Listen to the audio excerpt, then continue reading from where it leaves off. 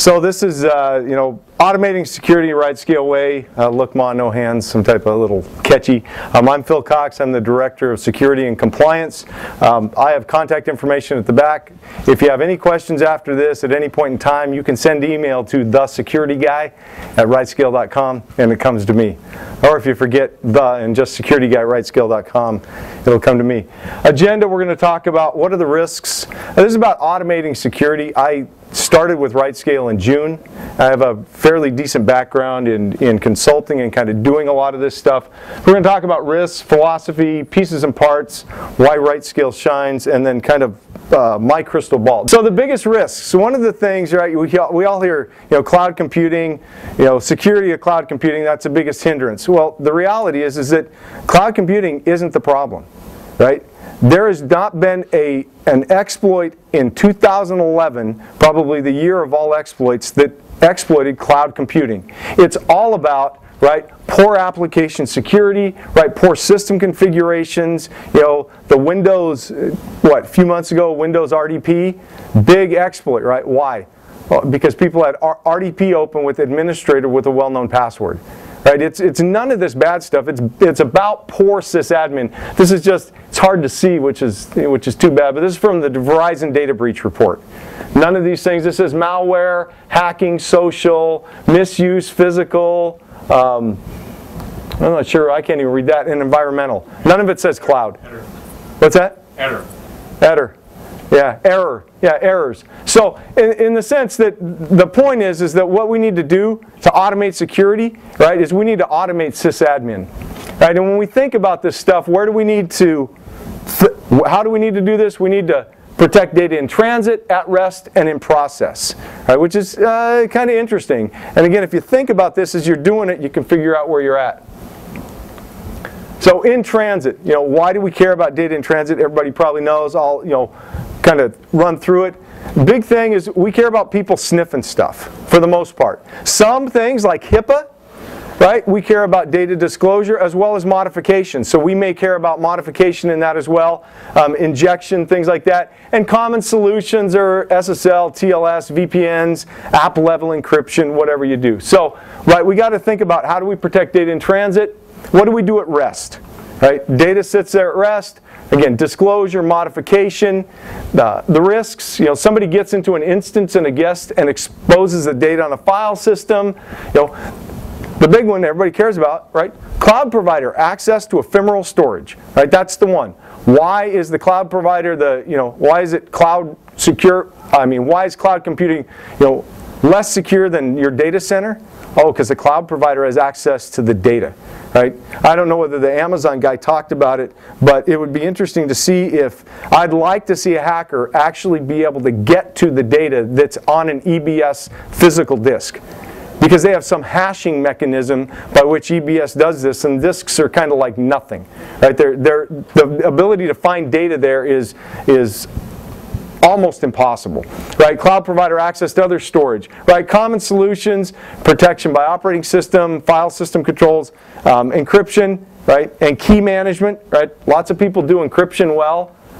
Not many people do key management, and I don't know how many times I've seen an encrypted blob, right, with the key somewhere in some world readable file somewhere. So again, bad sysadmin, and in reality, some of this is SLAs and knowing who your cloud provider is. And lastly, the thing that you should think about in terms of security in general is in process, right? The reality is that one of the problems virtualization brings in is this issue right here. Because what happens when you suspend a VM? That memory gets suspended. When you turn a system off, unless you have an electron microscope and you're able to actually pull apart the memory, right, and look at it, you're pretty safe. With a VM, you suspend it. That data that was protected with encryption, guess what? It's not encrypted in memory. You have to be able to operate on it. So suspended VMs, those type of things. How do you protect it, right, while in process? What do you have to do? The reality is data isn't clear in the instance, memory instance, privileged users. You got root on a system, you can read the memory. Right? Hypervisor has access to the memory. You are trusting your hypervisor. I don't care what vendor's selling you what.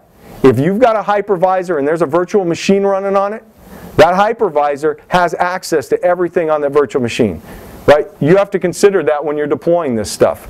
Right? You shouldn't go into security with your head in the sand. Right? You should understand what the real risks are, and then also understand that, the likelihood of somebody jacking the hypervisor to get access to your data is much less than somebody spearfishing your, one of your admins to get access to the Gmail account. Right?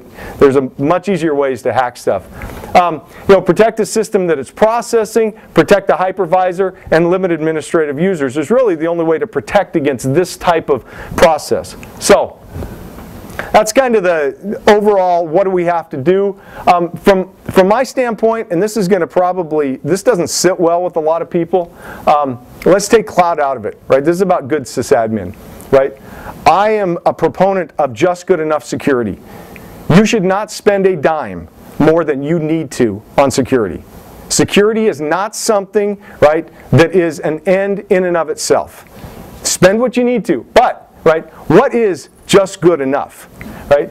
Figure out what secure is for you. It's going to be different. If you're a financial services company, it's going to be a whole lot different than if you're somebody that, I run a website for our high school wrestling team. The wrestling schedule is public. It doesn't matter. There's a whole different aspect of that than it would be if somebody's got access to my financial data. Best practices, you heard it here, probably not first, but best practices is a red herring.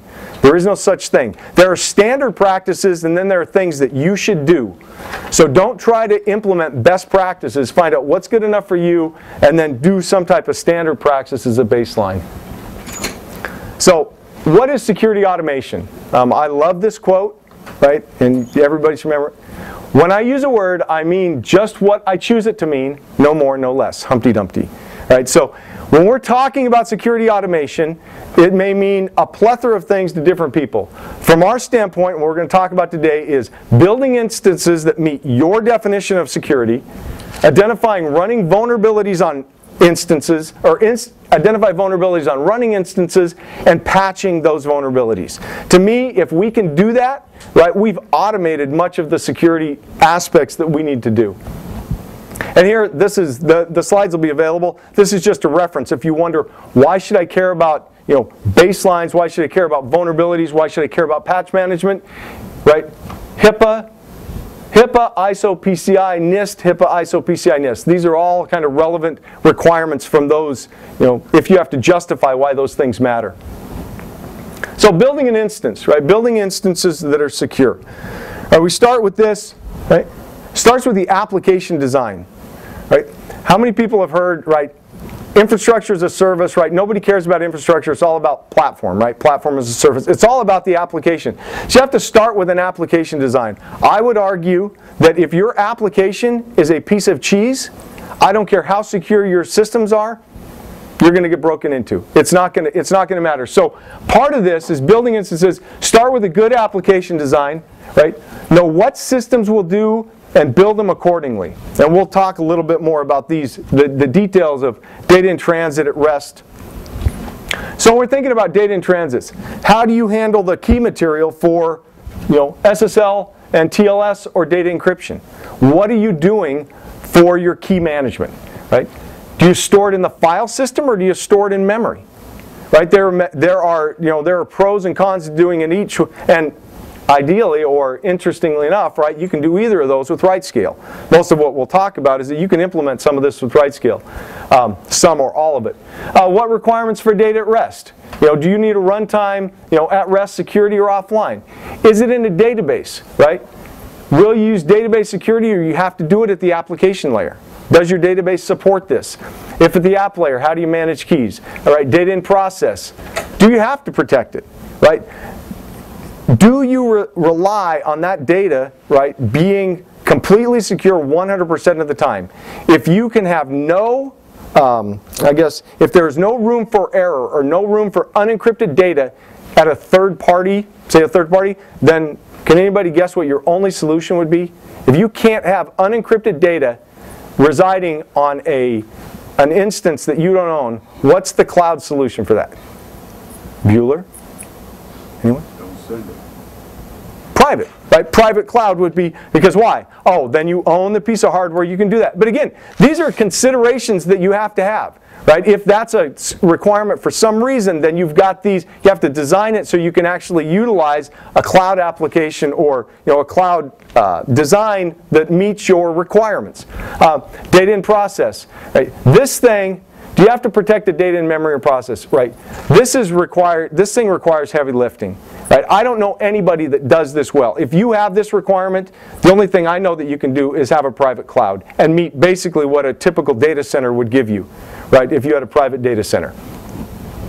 Other design decisions that affect kind of operational security. What services will be exposed to untrusted parties? When you have your cloud provider, RightScale. Right? In a sense, at some level, you may trust RightScale. You have to trust us at some certain level. But what services do you expose to us? What do you give to us? Right? What do you keep for yourself? What do you expose to your cloud provider? Right? This will require diligence, and patching, vulnerability management. What services will be exposed to trusted parties? This thing, and kind of in untrusted parties too, think about, what am I going to expose basically to the internet? What do I want everybody to be able to get access to? Well, attempt to get access to. Right? So what do we have there? What services will I expose to a trusted party like RightScale? Right? Because we're your trusted partner, right? As Amazon would say, likely less aggressive vulnerability management. If you've got something on the internet, right, then you've got to patch it a lot, right? If you've got something that you trust the people, maybe you can have a little bit less aggressive patching, right? Monitoring, trust but verify. You should be looking at what people do. And then what services are used internally. Typically, if you're only utilizing services internally that you have, let's say it's in your private cloud that you've got in a data center somewhere, RightScale is used to manage it, but there's some aspect of that only communicates between the instances. Well, you may not have to worry about patching that except on a monthly basis or a quarterly basis, where you wouldn't want to have the same thing with something that's exposed to trusted parties. So again, all of this comes into play as to how we're going to basically implement operational security or automating it. So when you're done with the design, when you're at the end of this thing, what's the outcome? The outcome should be a services and application on what instances. You ought to know not how many instances, because that's where RightScale shines. Right? That's what RightScale does well. You need 500 of these, we can make them, and they'll all look the same.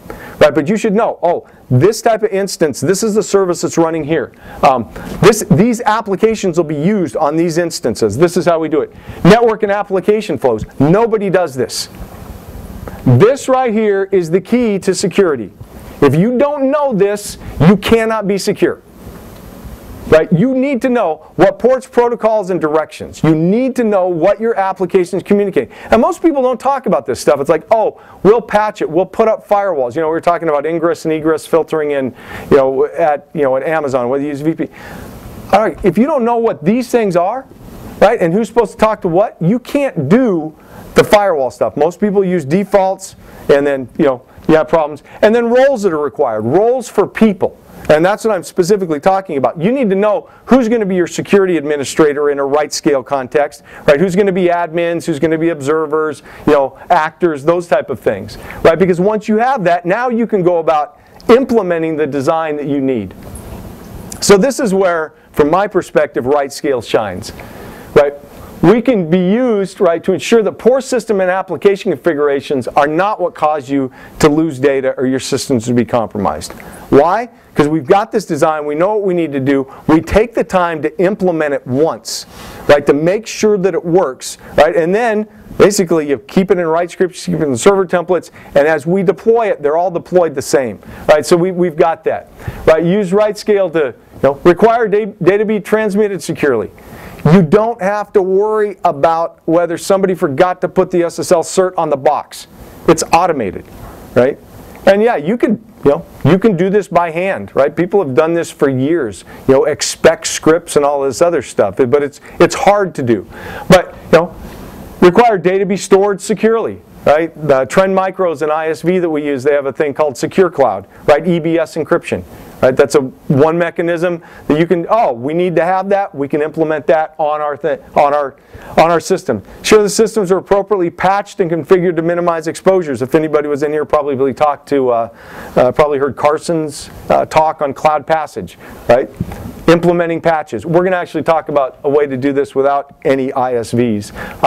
But yeah, configurations. And the core technologies for those who, again, being fairly new to RightScale, June, right, I was not aware of this, so those that may be, right, core technologies, we use write images, server templates, write scripts, and these things called repos and mirrors. The motto that I have for security and for our customers and for us that I'm helping our ops team implement is build it secure, keep it secure. So building it secure, right? We use trusted images, multi-cloud images for us, build it with server templates, modify it with write scripts or chef recipes if you're so inclined to use chef, and then build from frozen repositories or known good repositories. So we start with standard images, right? Write images are the only ones that we can really vouch for. Something that's kind of a RightScale published image is something, we have ISVs that publish them as well, but kind of in a sense of full disclosure, we do not vet an ISV's image if the ISV's image is there. Now obviously we trust them, we have partnerships with them, but if you get a RightScale image, that's something we've built, right? We've kind of went through it, checked it all, and we know that it's good. So we start with these kind of standard images. If I was going to use an ISV-based image, I would work with professional services just to get a little bit better feel that, hey, these are what I want. In reality, right, even though you can start with these different templates, images, you should probably start with server templates. The reason is if you start with a server template, it already includes these images that we've looked at. If they're, in a sense, multi-cloud images, the other thing too is, depending if you pick an image, maybe it doesn't work on Rackspace. Right? Maybe it's an Amazon-only image and you don't know it. Where if you start with a server template and it uses a multi-cloud image, you're a little bit safer from the cloud lock-in type aspect. So one of the complaints we get is it's like, why don't you have the latest CentOS 6 write image? It came out yesterday, where's it at? How hard can it be? Right? Just bundle the thing up and throw it out there. But it's much harder than that because it does go through a QA process, through a vetting process, not only from a security standpoint, but to make sure that it works. Right? To make sure that when the image comes up, it is an image, that it works right, that the templates that run on it. So yeah, there's a QA process and a vetting process to make sure, oh, hey, is this thing secure? Does the image, when it boots, right, does it remove a little bit of history, I guess, airing of dirty laundry? Oops, right, we left a set of SSH keys on it. Oh, now, right, now the images that are there, they're secure, they're set up correctly. So those type of things, yeah, through that QA process. And again, that's why we can kind of vouch for them and use them, because we spent a little bit more time with them. So server templates, they're a way to basically come up with, oh, I want this thing to boot, I want it up here. Once it's there, it gives me an ability to, I want to run these templates later. The kind of load on startup, decommission, I want to shut down. One of the interesting things that I really find server templates useful for, there are many things, right? But the one, before I came to RightScale, I was on a big project to implement a security information and event monitoring system. And they're all based on they get charged by IP addresses that are in the system itself, the monitoring system. Well, people would decommission servers and they'd never go out. So they ended up having 1,000 servers in there that they were getting charged for in this SIM, and really they only had about 300 or so actually running. Right? And to me it was like, wow, decommission script, I could have had, if we were using server templates, something like this, could have said, hey, pull that out of there. So really what you're there, so I think of it for licensing issues and things that really maybe aren't security specific, but again, about kind of saving money. So server templates, use server templates to help build them. And again, this is just kind of instead of having all of these different configs and doing everything, right, you start with these base image, right, multi-cloud images, and then a set of configurations. And this is I stole this, oh, I didn't even realize that that was a I stole this from Yuri Budnick. Right, this is the thing. As opposed to having the CD, how you built systems before, playing, you get this. Right, what server templates are, they're your playlist. Right, you've got all this in there, and through that, right, integrated approach that builds a system the way you want. So then, step 2, or 2X, the first one is selecting an image, which you really should just go with a server template that uses a multi-cloud image. Pick the ones you want, kind of do that. Write scripts, right? These are mechanisms to configure boots, and the way I conceptually look at it is I can use a write script to do something on an instance. Over and over and over, and I've got an ability to put in inputs. It's like, oh, I can use write scripts to do key management. I can use write scripts to enable, encrypted EBS volumes with keys. I can, download software in a, user kind of a passworded repository and install that type of stuff. So I really like write scripts, and again, I think it was V5 templates, and later. Chef recipes are another kind of, you'll hear that. So you can use chef recipes or write scripts in order to accomplish what you want. So write scripts, just think of it as an executable piece of code. Whatever you tell the instance to do, it's going to do.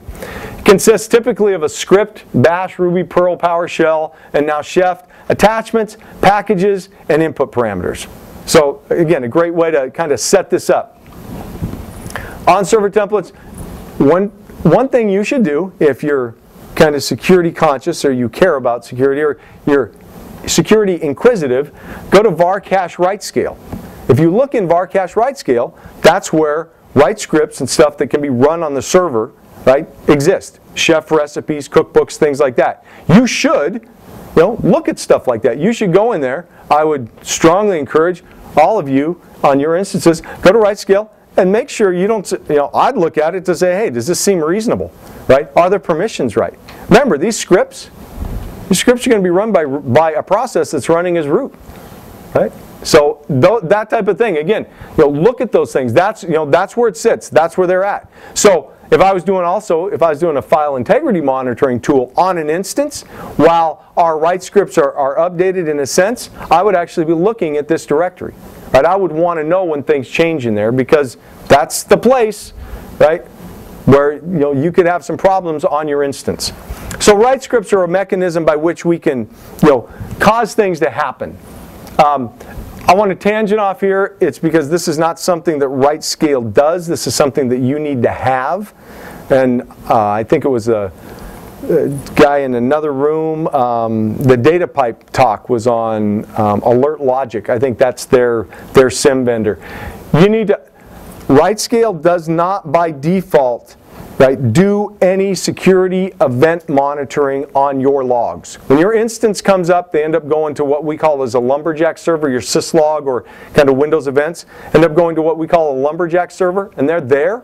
You can look at them, you can peruse them, but we don't do intrusion detection, security information event management on them. What you should be doing is you should have one, right, and ideally you'd have one for your enterprise, maybe only your cloud deployment, but then I would use my write script to set the inputs for now to dump my syslogs to that SIM. Right, to that event monitor, right, and for me, it's look at an ISV or a third-party, security event aggregator. This is not for the faint of heart. This needs to be done. It's important. It's not in RightScale's wheelhouse. We have a couple of ISVs that we can help with. This thing is ultimately important in compliance. Everybody should be doing it, but it is hard to do. So again, it's kind of a tangent that we're not really going to talk about that as much, but make sure that you do that, and you should be pointing your systems to dump to that. And I think that's actually what the AWS guy kind of talked a little bit about with that host-based firewall.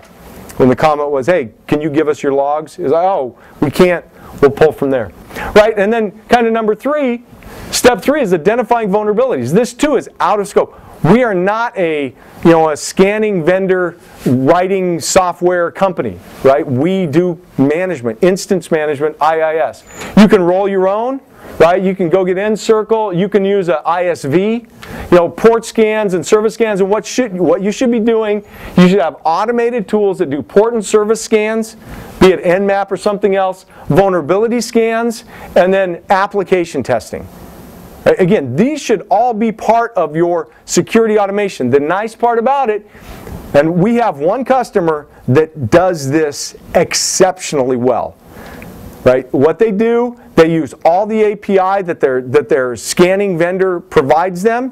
When their instances come up, they scrape the instance IP. They'll use the API to actually put it into, and I think they do, it's either daily or weekly scanning of every IP. When an IP goes away, right, it doesn't get scanned anymore. So they have automated this process. They don't have somebody that goes and pulls, puts it in, and does all that. They've used an automated API to make this happen. So there are ISVs out there that do it. But again, part of good security is not just applying patches, it's doing vulnerability management and having somebody and having this be an automated part. You shouldn't have to touch this.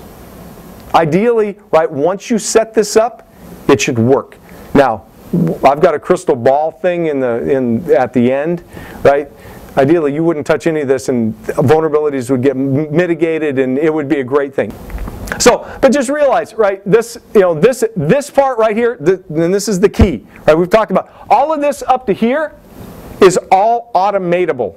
You can automate all of this. Manual test. Haven't figured out a way to automate manual yet. So, manual testing of applications is a must. If any vendor sells you complete automated testing of your web application, right, find another vendor. If you have web apps that are facing, you need to have people that are competent to do it. They need to do manual testing because it's hard. There are things, there are logic paths that people can see that automated scanners can't. There's nobody, right? WeldPond, Veracode, they're all good, but when you ask any of them, Jeremiah Grossman, White Hat, any of that, when you say, what's the best service you offer?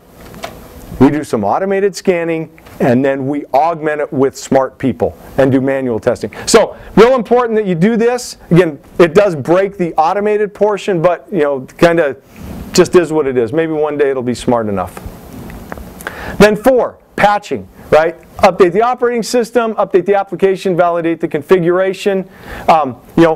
Use the same thing as your enterprise. If you've got a mechanism, right? You use SCOM or something like that in Microsoft. You can use RightScale to actually manage that, deploy that agent onto the instance. So you can utilize what you have in an enterprise. If you use trying to think of some Linux-based enterprise, any module, anything that you need to deploy on a machine to manage it, you can use RightScale to deploy, right? You can do write scripts, operational write scripts to deploy this, right? Or use some type of ISV or partner, Cloud Passage, Trend Micro, a number of those guys provide solutions to be able to do this patching. So, right, input from the vulnerability, and again, this is kind of pie in the sky. It's done, people do it. It's not easy, but it can get to the point where this happens. Input from the vulnerability management system would drive it, right? Whether you shut down systems or patch them is a little different, right? And then you apply the security updates, and this is where it's specific to you, right? Again, your security level, right? Do you want to apply these on staging, run all regression tests, then roll them out? Do you apply them directly to production after like a cooling off period? Oh, security vulnerability is released, we're going to give it 48 hours. If we don't hear anybody screaming on the internet, deploy it. Do we do a canary? Put it over here and watch it. If canary doesn't die, deploy it on everything else, right? Or guns a-blazing, right? It's there, it came out, we're just applying it, right? And again, that really depends on your risk tolerance and what you decide back in the just good enough security, what works for you. What works for you is not the same thing that's going to work for RightScale, right? It's different. We have different businesses. Couple of points. One of the things is security patches are typically well tested.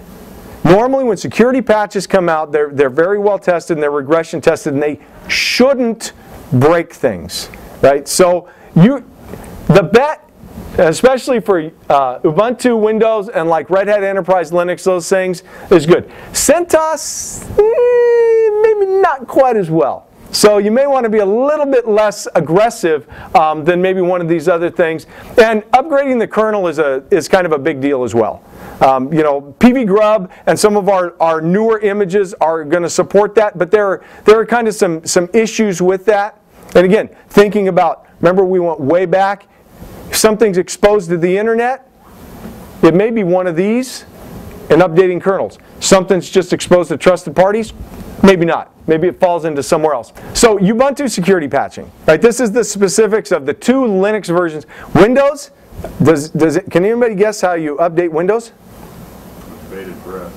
Well, with the Windows Update, right? I mean, the nice part about it, it's already baked in. I mean, everybody knows. It's like, how do you do it? You use Windows Update, and you either automatic or remind me to download. It's just there. It's not quite as straightforward with Ubuntu or CentOS. So we went through the process, and this is fairly recent, and it's kind of like we heard you, right? When I came in, it's like, why are your repos all out of date? So over the last, I don't know, probably month or so, we've actually fixed this. So Ubuntu supports this security-specific repo, right? And right now, our repos mirror the latest. Historically, again, number of months ago, you could complain about our repos and our mirrors. Right now, they do map to the latest and greatest. So there's a write script. You can write a write script. This is the exact one that we use for Ubuntu that basically replaces the security daily latest with the one that is actually, typically you've got frozen repos, right? It's frozen to some date, August 12th, 2011, January 23rd, 2008. So this little write script, or you can just, if you log in, much easier to do it with a write script, right? Because you can apply multiple servers and do that. It updates the latest. Then you just run an apt-get update to update the latest software release, and all of this can be automated. You don't have to do it by hand, right? And then apply the updates. This is key for Ubuntu. Is anybody in here use Ubuntu as a base? Okay. So the thing about this, pin what you don't want to upgrade. We do not upgrade our MySQL instance. Our core database, I don't care if a security patch comes out. I do not want my system automatically applying a security update to our core MySQL database, right? I want our ops guys ready to do that. So we pin a few of those applications that we say, no, we want to be there. The rest of them, based on security patches are typically updated, right? We will apply them on I think it's either a daily or weekly basis. When they come out, we use the latest repo on the security, and we apply them to our instances, to our running instances. So arguably, our Nginx servers that we use as web servers are patched, right? Security vulnerability comes out, they're patched, right? Within 24-hour period. Good for us, right? Bad for the hackers. MySQL, again, not the same. You can do an apt-get update. There's actually a little Ubuntu automatic security updates, and these slides will be available that you can get to. It's there. CentOS, different than Ubuntu, right? This is kind of, we'll run this and we'll be kind of pretty confident that it's going to work. CentOS is different, right? CentOS, right? We changed the mirrors to be a latest, so a /5, and again, we can talk more about the mirror deal. I know that the cocktail is after this, so I know everybody, I'm not going to run long, I'm going to try and get through this. So CentOS is there, but a little bit more. As you notice, how many lines of Ubuntu to get fixed? Right, one line and then apt-get. CentOS a little bit more, right? So we replace the repos, and then what we need to do, and this is the important part, and you need to kind of figure this out. There is no pinning in CentOS. So while mine's a little bit more, you can run like a yum check update and like grep for updates and find out what would be configured, right, through that. And then you can apply specific updates. So doing this in CentOS, while you can automate it, and if you know what you want to, you'd say like, yum update Nginx, but you'd have to pick all the packages instead of saying, oh, don't do this one. There's just no ability to do that with CentOS. Now, if you use Red Hat Enterprise Linux, there's a whole other, much more robust patching mechanism that Red Hat provides you. That provides you some very more equivalent to kind of like a Ubuntu. Real quickly, some of the security ISVs to consider.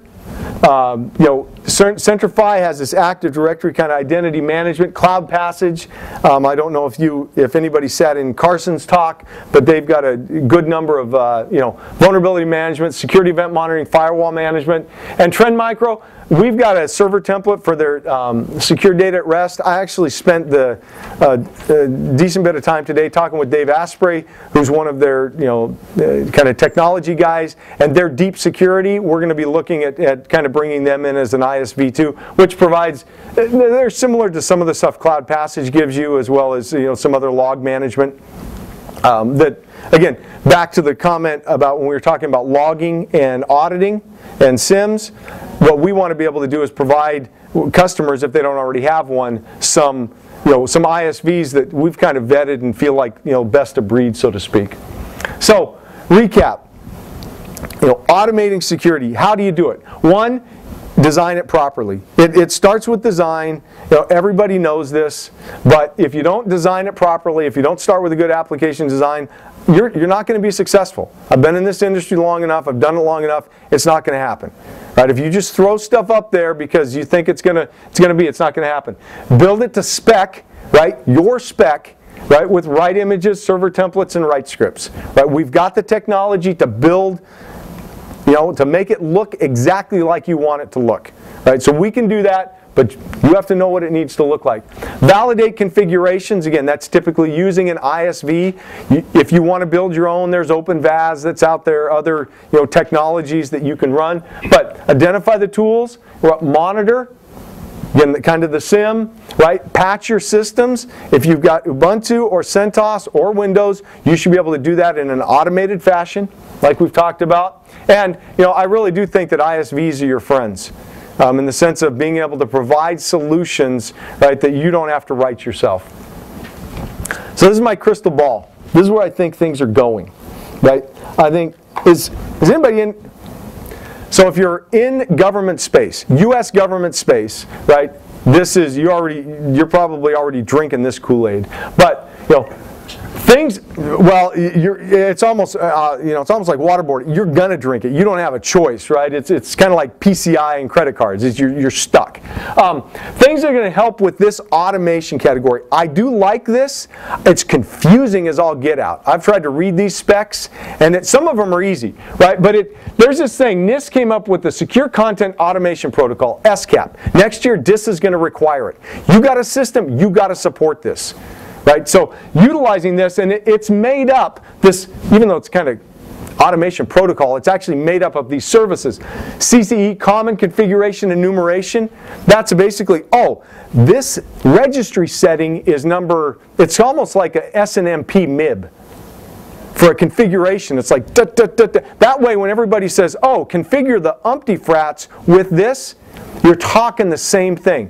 You've got an Ubuntu 5.4 whatever, you're able to go to that specific thing. So there's a way to configuration, a common enumeration way that people talk. That way when you're talking to RightScale, or you're talking to a competitor, or you're talking to AWS or Rackspace, it's all the same. Then common platform enumeration. So these are like for services, and then these platforms would be like the OS. Now this may be Apache, this may be Ubuntu. Again, just a way to kind of do that. CVE, Common Vulnerability and Exposures. This is a way to kind of explain what vulnerabilities exist, and then the CVSS is how important are they? A way of basically agreeing on, if some vendor says, this is a critical, and you shut down your machine, and really it was everybody else says it's a low, right? What they're saying is through this automation, we need to have a way to have a common basically analysis to say this really is a high and there should be some type of action with it. And then these are the two that are the hardest. The open vulnerability assessment language, this is just a way to really write scanners and report outputs. This is hard, right? Extensible configuration checklist description format. What you should be able to do in the future, right? You should be able to take this Excel spreadsheet, which it is right now. You should be able to take it. I am probably going to get shot for this. Okay, I'm just telling you. I'm not going to be very happy. You should be able to grab that, slap it in, and make a server template and write scripts out of it. Because this thing, ideally, at some point in time, this thing would say, oh, if you need to have you needed this box to look like this thing's got everything in it. Or, if you had an auditor come in and say, I need to see what this looks like, it'd be nice to be able to export something and be able to create this file. And all this really does is say, hey, how do you configure these boxes? You can go now to NIST and like MITRE and get a description of how to secure a Windows XP box or an IIS server according to kind of a NIST spec. But ideally, vendors will be coming out with these things. Oh, you want to configure a Juniper router? This is what you use. Oh, you want to use an HA proxy and have it ITAR compliant? It's going to have to look like this. So again, my crystal ball is this whole SCAP thing you're going to start seeing it more and more in terms of automating security and configuration. There's also one other thing called Cloud Audit that's out there that I think is going to get a lot of traction for kind of policy and attestation. You're going to be able to query as a customer. You basically be able to make an API call, to let's say RightScale and say, hey, tell me what your latest vulnerability scan results were. Boom, comes up. And this is a way, again, a common way to confer this. So you could do this for all your vendors. And again, continuous automation, these type of things. Me getting all this into RightScale, that's the crystal ball. Right? That's going to be a little bit harder, but I put that on myself. I mean, that's one of the reasons I'm here, is to try to help us get to the point where our customers, you don't have to deal with this stuff. It's just there.